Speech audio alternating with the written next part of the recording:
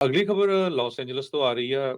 California ਦੇ ਵਿੱਚ ਇੱਕ ਜੱਜ ਨੇ ਕੱਲ ਸ਼ਾਮ ਨੂੰ ਇਹ ਜਿਹੜਾ ਡਿਸੀਜਨ ਦੇ ਦਿੱਤਾ ਸੀ ਵੀ ਜਿਹੜੇ ਨੈਸ਼ਨਲ ਗਾਰਡ ਲਾਏ ਗਏ ਹੈਗੇ ਆ ਇਹ ਗਵਰਨਰ ਦੇ ਅੰਡਰ ਆਉਂਦੇ ਆ, ਵੀ ਇਹ ਸਹੀ ਨਹੀਂ ਹੈਗੇ, ਲੀਗਲ ਨਹੀਂ। ਪਰ ਉਸ ਤੋਂ ਬਾਅਦ ਫਿਰ ਅਪੀਲ ਕੋਰਟ ਨੇ ਟੈਂਪਰੇਰੀਲੀ ਫਿਰ ਟਰੰਪ ਉਹਨਾਂ ਨੂੰ ਅਲਾਉ ਕਰ ਦਿੱਤਾ ਵੀ ਨੈਸ਼ਨਲ ਗਾਰਡ ਜਿਹੜੇ ਆ ਲਾਸ ਐਂਜਲਸ ਦੇ ਵਿੱਚ ਰਹਿ ਸਕਦੇ ਹੈਗੇ ਆ।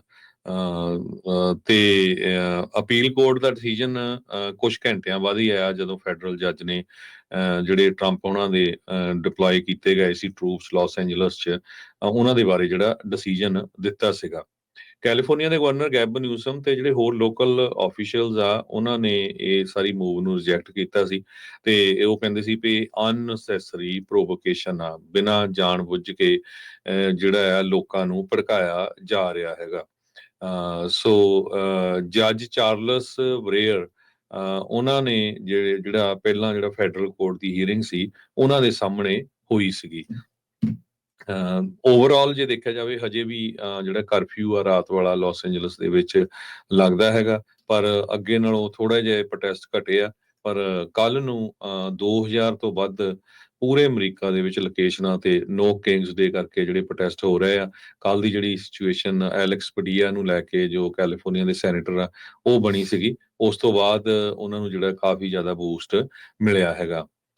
ਨਿਊਸਮ ਹੋਣਾ ਦੇ ਆਬਜੈਕਸ਼ਨ ਤੋਂ ਬਾਅਦ ਵੀ ਟਰੰਪ ਹੋਣਾ ਨੇ 4000 ਤੋਂ ਵੱਧ ਜਿਹੜੇ ਨੈਸ਼ਨਲ ਗਾਰਡ ਤੇ 700 ਦੇ ਕਰੀਬ ਮਰੀਨਸ ਆ ਉਹ ਲਾਸ ਐਂਜਲਸ ਦੇ ਵਿੱਚ ਭੇਜੇ ਸੀਗੇ। ਉਹਨਾਂ ਨੇ ਇਹ ਕਿਹਾ ਵੀ ਐਜ਼ ਏ ਪ੍ਰੈਜ਼ੀਡੈਂਟ ਮੈਂ ਨੈਸ਼ਨਲ ਗਾਰਡ ਨੂੰ ਬਿਨਾਂ ਗਵਰਨਰ ਦੇ ਕੰਸੈਂਟ ਤੋਂ ਲਾ ਸਕਦਾ ਹੈਗਾ ਆ, ਕਿਉਂਕਿ ਮੇਰਾ ਕੰਮ ਇਹ ਆ ਵੀ ਕਿਸੇ ਆਮ ਬੰਦੇ ਦਾ ਜਿਹੜਾ ਆ ਨੁਕਸਾਨ ਨਾ ਹੋਵੇ। ਸੋ ਜਿਹੜੀ ਸਿਚੁਏਸ਼ਨ ਆ ਕੈਲੀਫੋਰਨੀਆ ਦੇ ਗਵਰਨਰ ਤੇ ਪ੍ਰੈਜ਼ੀਡੈਂਟ ਡੋਨਲਡ ਟਰੰਪ ਹੋਣਾ ਦੇ ਵਿੱਚ ਕਾਫੀ ਰਿਫਟ ਚੱਲ ਰਹੀ ਆ, ਦੋਨਾਂ ਵੱਲੋਂ ਸ਼ਬਦੀ ਜੰਗ ਵੀ ਬਹੁਤ ਚੱਲ ਰਹੀ ਆ। ਦੂਸਰੇ ਪਾਸੇ ਡਿਫੈਂਸ ਸੈਕਟਰੀ ਜਿਹੜੇ ਪੀਟ ਹੈਗਸਥ ਆ ਉਹਨਾਂ ਨੇ ਬਾਰ-ਬਾਰ ਜਿਹੜਾ ਰਿਫਿਊਜ਼ ਕੀਤਾ ਹੈਗਾ ਵੀ ਅਸੀਂ ਜੱਜ ਦੇ ਕਿਸੇ ਆਰਡਰ ਨੂੰ ਨਹੀਂ ਮੰਨਦੇ ਹੈਗੇ ਤੇ ਅਸੀਂ ਜਿਹੜਾ ਆ ਉੱਥੇ ਨੈਸ਼ਨਲ ਗਾਰਡ ਪੂਰੇ ਲਾਵਾਂਗੇ। ਕਾਂਗਰਸ ਦੀ ਹੀਅਰਿੰਗ ਦੇ ਵਿੱਚ ਵੀ ਉਹਨਾਂ ਨੂੰ ਕਾਫੀ ਘੇਰਿਆ ਗਿਆ, ਪਰ ਉਹਨਾਂ ਨੇ ਜਿਹੜਾ ਸਟੈਂਡ ਆ ਉਹ ਇੱਕੋ ਹੀ ਰੱਖਿਆ।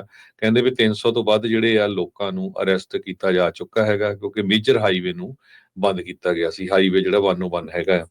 ਸੋ ਕਾਫੀ ਜਿਹੜਾ ਜਿੰਨੀਆਂ ਵੀ ਵੀਡੀਓਜ਼ ਆਈਆਂ ਹੈਗੀਆਂ ਉਹਨਾਂ ਵੱਲ ਦੇਖੋ ਤਾਂ ਜੋ ਆਈਸ ਦੀਆਂ ਗੱਡੀਆਂ ਆ, ਪੁਲਿਸ ਦੀਆਂ ਗੱਡੀਆਂ ਆ, ਉਹਨਾਂ ਦਾ ਕਾਫੀ ਜ਼ਿਆਦਾ ਜਿਹੜਾ ਨੁਕਸਾਨ ਆ ਉਹ ਕੀਤਾ ਗਿਆ ਸੀ।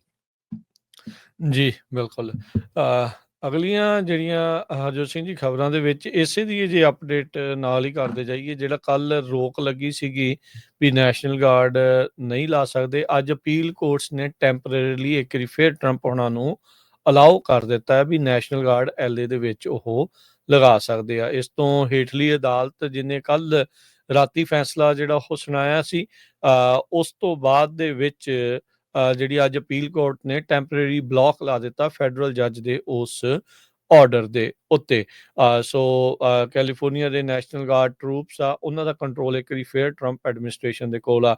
ਸੋ ਵੀ ਵਿਚਾਰੇ ਕਹਿ ਸਕਦੇ ਆ ਵੀ ਹੁਣ ਟੈਨਿਸ ਦੀ ਗੇਂਦ ਵਰਗੇ ਇਹਨਾਂ ਨੂੰ ਵੀ ਨਹੀਂ ਪਤਾ ਲੱਗ ਰਿਹਾ ਵੀ ਸਾਡੇ ਉੱਤੇ ਜਿਹੜੀ ਅਥਾਰਟੀ ਆ ਹੁਣ ਕਿਸ ਦੀ ਜਿਹੜੀ ਰਹੂਗੀ। ਪਰ ਇਹ ਜਿਹੜਾ ਫੈਡਰਲਿਜ਼ਮ ਦਾ ਮੁੱਦਾ ਇਸ ਦੇ ਵਿੱਚ ਜਿਹੜਾ ਉੱਠਿਆ ਆ, ਇਵੈਂਚੁਅਲੀ ਇਹ ਮਸਲਾ ਲੱਗਦਾ ਵੀ ਹੋਰ ਉਤਲੀਆਂ ਅਦਾਲਤਾਂ ਵਿੱਚ ਜਿਹੜਾ ਉਹ ਜਾ ਸਕਦਾ ਆ ਤੇ ਵਨਸ ਐਂਡ ਫॉर ਆਲ ਕਿਹਦੇ ਅੰਡਰ ਇਹ ਕੰਟਰੋਲ ਆ, ਕੀ ਸਟੇਟਾਂ ਦੇ ਵੱਧ ਅਧਿਕਾਰ ਰਹਿਣਗੇ ਨਹੀਂ ਰਹਿਣਗੇ, ਇਸ ਦੇ ਉੱਤੇ ਕਾਫੀ ਵੱਡਾ ਜਿਹੜਾ ਅਸਰ ਨਾਲ ਦੇ ਨਾਲ ਜਿਹੜਾ ਉਹ ਪਵੇਗਾ। ਸੋ ਟਰੰਪ ਹੋਣਾ ਨੇ ਕੱਲ ਦੇ ਫੈਸਲੇ ਤੋਂ ਬਾਅਦ ਜਿਹੜਾ ਟਵੀਟ ਇੱਕ ਵਾਰੀ ਕਰਤਾ ਸੀਗਾ, ਕਹਿੰਦਾ ਵੀ ਜੇ ਮੈਂ ਫੌਜੀ ਨਾ ਘੱਲਦਾ ਤੇ LA ਨੇ ਪੂਰੀ ਤਰ੍ਹਾਂ ਜਿਹੜਾ ਉਹ ਸੜ ਕੇ ਸਵਾਹ ਹੋ ਜਾਣਾ ਸੀਗਾ। ਜੱਜ ਬਰਾਇਰ ਜਿਹੜੇ ਆ ਉਹਨਾਂ ਨੇ ਇਹ ਫੈਸਲਾ ਜਿਹੜਾ ਉਹ ਕੱਲ ਦਿੱਤਾ ਸੀ। ਉਸ ਤੋਂ ਬਾਅਦ ਦੇ ਵਿੱਚ ਜਿਹੜਾ ਗਵਰਨਰ ਨਿਊਸਮ ਆ ਉਹਨਾਂ ਨੇ ਝੱਟ ਦੇਣੀ ਪ੍ਰੈਸ ਕਾਨਫਰੰਸ, ਸਵਾਲ ਜਵਾਬ ਜਿਹੜੇ ਉਹ ਕੀਤੇ। ਉਹਨਾਂ ਨੇ ਜਿਹੜੇ ਮਾਈਕ ਜੌਨਸਨ ਆ ਉਹਨਾਂ ਦੀ ਵਿਲੋਚਨਾ ਕੀਤੀ, ਕਹਿੰਦੇ ਆਪਣੇ ਆਪ ਨੂੰ ਕੱਟੜ ਧਾਰਮਿਕ ਮੰਨਣ ਵਾਲੇ ਮੈਨੂੰ ਜਿਹੜੇ ਆ ਉਹ ਟਾਰ ਸਿੱਟਣ ਦੇ ਤੇ ਉੱਤੇ ਫੈਦਰ ਕਰਨ ਦੀਆਂ ਗੱਲਾਂ ਜਿਹੜੀਆਂ ਆ ਉਹ ਕਰ ਰਹੇ ਸੀਗੇ। ਕਹਿੰਦੇ ਵੀ ਇਹ ਆ ਟਰੰਪ ਹੋਣਾ ਦਾ ਜਿਹੜਾ ਅਮਰੀਕਾ ਜਿਸ ਦੇ ਵਿੱਚ ਇਹ ਸਾਰੀਆਂ ਚੀਜ਼ਾਂ ਜਿਹੜੀਆਂ ਚੱਲ ਰਹੀਆਂ। ਉਹਨਾਂ ਨੇ ਉਮੀਦ ਜਤਾਈ ਵੀ ਅਪੀਲ ਕੋਰਟਸ ਦੇ ਵਿੱਚ ਵੀ ਉਹਨਾਂ ਦੇ ਹੀ ਹੱਕ ਦੇ ਵਿੱਚ ਜਿਹੜਾ ਉਹ ਫੈਸਲਾ ਆ ਸਕਦਾ ਆ। ਪਰ ਅੱਜ ਅਪੀਲ ਕੋਰਟ ਨੇ ਆਲਰੇਡੀ ਜਿਹੜੇ ਕੱਲ ਦੇ ਫੈਸਲੇ ਦੇ ਉੱਤੇ ਬਲੌਕ ਜਿਹੜਾ ਉਹ ਲਗਾ ਦਿੱਤਾ ਹੈਗਾ ਆ। ਸੋ ਕਾਫੀ ਕੁਛ ਜਿਹੜੇ ਚੇਂਜਸ ਆ ਰਹੇ ਆ। ਕੱਲ੍ਹ ਦਾ ਜਿੱਦਾਂ ਤੁਸੀਂ ਵੀ ਜ਼ਿਕਰ ਕੀਤਾ ਵੀ ਜਿਹੜੇ ਸੈਨੇਟਰ ਐਲੈਕਸ ਪਡੀਆ ਹੁਣਾਂ ਦੇ ਨਾਲ ਜੋ ਵਾਪਰਿਆ, ਉਸ ਤੋਂ ਬਾਅਦ ਦੇ ਵਿੱਚ ਮਾਮਲਾ ਜਿਹੜਾ ਹੋਰ ਗੁੰਝਲਦਾਰ, ਜਾਂ ਕਹਿ ਲਓ ਵੀ ਇਸ ਦੇ ਉੱਤੇ ਜਿਹੜੀ ਚਰਚਾ ਆ, ਵਿਵਾਦ ਆ, ਹੋਰ ਜ਼ਿਆਦਾ ਜਿਹੜਾ ਉਹ ਵੱਧ ਚੁੱਕਾ ਸੀਗਾ। ਆਉਂਦੇ ਸਮੇਂ ਦੇ ਵਿੱਚ ਕੀ ਸਥਿਤੀ ਜਿਹੜੀ ਆ ਇਹਦੀ ਜਿਹੜੀ ਬਣਦੀ ਉਹ ਤੁਹਾਨੂੰ ਅਪਡੇਟ ਕਰਦੇ ਰਵਾਂਗੇ। ਤੇ ਕੱਲ੍ਹ ਜਿਹੜਾ ਨੋ ਕਿੰਗਸ ਡੇ ਲੈ ਕੇ ਕਿਹਾ ਜਾ ਰਿਹਾ ਵੀ ਸੈਂਕੜੇ ਤੋਂ ਹਜ਼ਾਰਾਂ ਥਾਵਾਂ ਦੇ ਉੱਤੇ ਜਿਹੜੇ ਪ੍ਰੋਟੈਸਟ ਆ ਕੱਲ੍ਹ ਉਲੀਕੇ ਗਏ ਆ। ਕਹਿੰਦੇ ਵੀ ਮਿਲੀਅਨਸ ਆਫ ਲੋਕ ਕੱਲ੍ਹ ਦੇ ਪ੍ਰੋਟੈਸਟ ਦੇ ਵਿੱਚ ਹਿੱਸਾ ਜਿਹੜਾ ਉਹ ਲੈ ਸਕਦੇ ਆ।